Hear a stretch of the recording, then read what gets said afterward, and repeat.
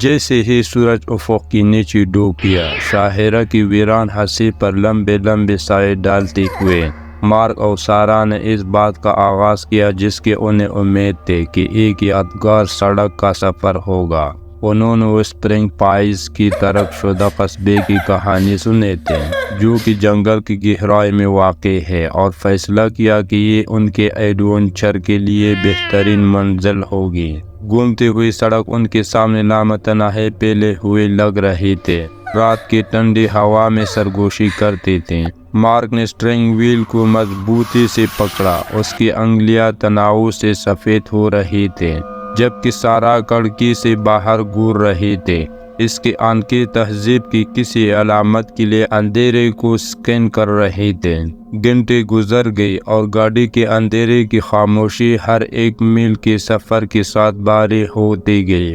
اچانک head lights نے سڑک کے بیچوں بیچ گاڑی ایک شخصیت کو روشن کیا۔ مارک نے بریک مارے، کار کو پراسرار شخصیت سے صرف 1 انچ کے فاصلے پر روک دیا۔ دل دھڑک رہا تھا۔ انہوں نے ویل شیلڈ سے جھانکا، ان کے آنکھیں خوف کے عالم میں پھیل گئی کیونکہ انہیں احساس ہوا کہ یہ شکل بالکل بھی انسان نہیں ہے۔ یہ غیر فطری طور پر لمبا کھڑا تھا، اس کی اعضاء لمبی اور موٹی ہوئی تھیں، چمکتی ہوئی سرخ آنکھیں جو خنجر کی طرح تاریکی میں چیرتی تھیں۔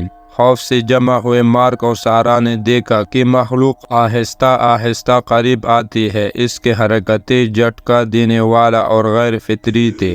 بغیر کسی لفظ کے مارک نے کار کو ریورس کر دیا اور خوفناک منظر سے دور ہو گیا۔ مخلوق کی غیر معمولی چیخیں ان کے کانوں میں گونج رہی تھیں، لیکن وحشت ختم ہونے سے بہت دور تھی۔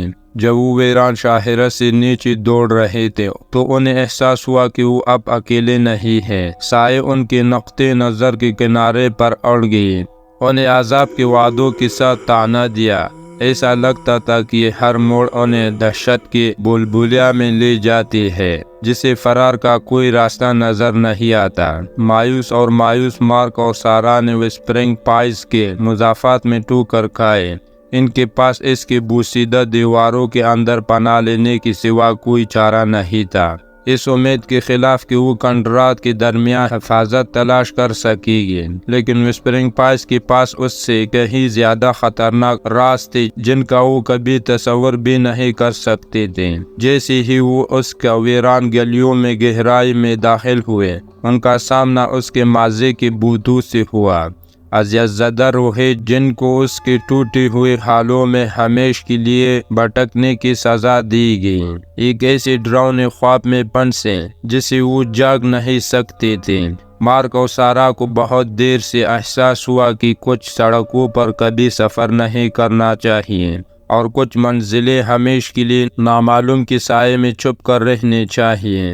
Thanks for watching. Subscribe my YouTube channel for more videos.